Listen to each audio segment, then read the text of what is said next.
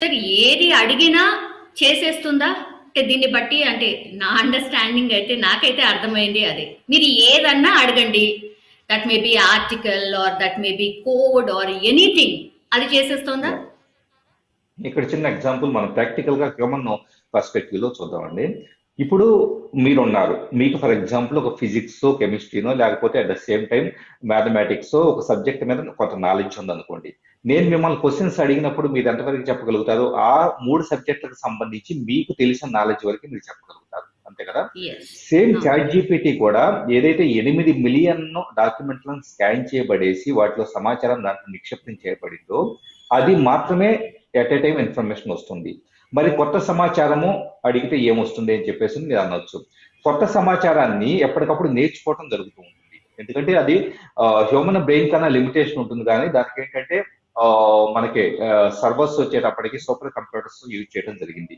So super computers లో unlimited డేటాను పెట్టడానికి సంబంధించి టెరాబైట్స్ పెటాబైట్స్ ఆఫ్ డేటాను పెట్టడానికి సంబంధించిన ఏర్పాట్లు చేయబడి ఉన్నాయి కాబట్టి కొత్తగా నేను ఒక సమాచారం ఇచ్చినా కూడా ఉదాహరణకి నేనేం చేస్తాను, చాట్ జీపీటీలో 7+3=10 అని లేదనుకోండి.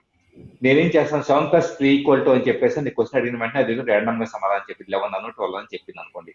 కాదు నువ్వు తప్పు చెబుతున్నావు, సో 7+3=10 అని నేను చెప్పాను అనుకోండి.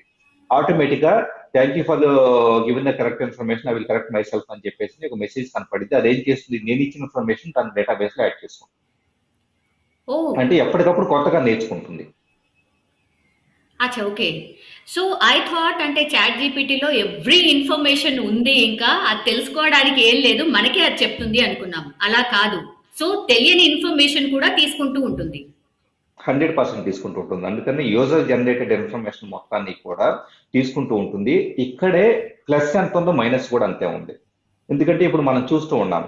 గూగుల్ లాంటి సంస్థలన్నీ కూడా గతంలో మీరు గూగుల్ మ్యాప్స్ కానీ ఇంకా గూగుల్ సంబంధించిన మూవీ రివ్యూస్ కూడా ఇప్పుడు వస్తూ ఉన్నాయి. పలానా సినిమా రివ్యూ ఎలా ఉందని నెట్ లో వెతికాం అనుకోండి, రివ్యూ వస్తూ యాహ్! ఉంటుంది. గూగుల్ లాంటి ప్రతి సంస్థ కూడా సేమ్ ఇలాగే యూజర్ నుంచి సమాచారాన్ని సేకరిస్తూ దాన్ని మిగతా యూజర్స్ కి చూపించడం మొదలు పెట్టున్నాం. అంటే యూజర్ జనరేటెడ్ కంటెంట్ అంటారు.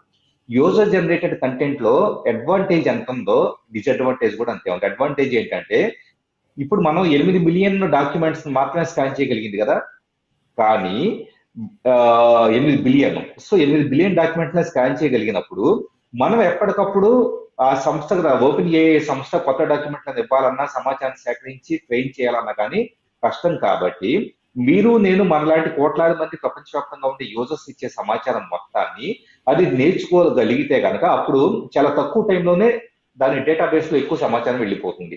అది అడ్వాంటేజ్. డిసడ్వాంటేజ్ ఏంటంటే ఒకవేళ ఒక సెగ్మెంట్ లో ఒక క్వాంటమ్ ఫిజిక్స్ అనే దాన్ని తీసుకోండి. క్వాంటమ్ ఫిజిక్స్ లో దానికి ఎలాంటి నాలెడ్జ్ లేదు, దాన్ని వాడే యూజర్ లో కూడా ఎలాంటి నాలెడ్జ్ లేదు అనుకోండి.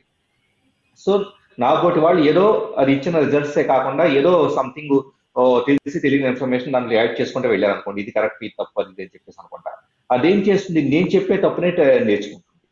ఎప్పటి వరకు, నెక్స్ట్ ఎవరన్నా కానీ కరెక్ట్ చేసేంత వరకు. నెక్స్ట్ ఎవరన్నా నాకంటే నాలెడ్జ్ ఉన్న వాళ్ళు నేను చెప్పిన సమాధానం కరెక్ట్ అని భ్రమించి అది వాళ్ళకి ఇస్తే వాళ్ళు ఇది కాదు అని చెప్పేసి వాళ్ళు కూడా ఒక 4-5 కరెక్ట్ చేస్తే అప్పటి వరకు నేను చెప్పిందే వాస్తవంగా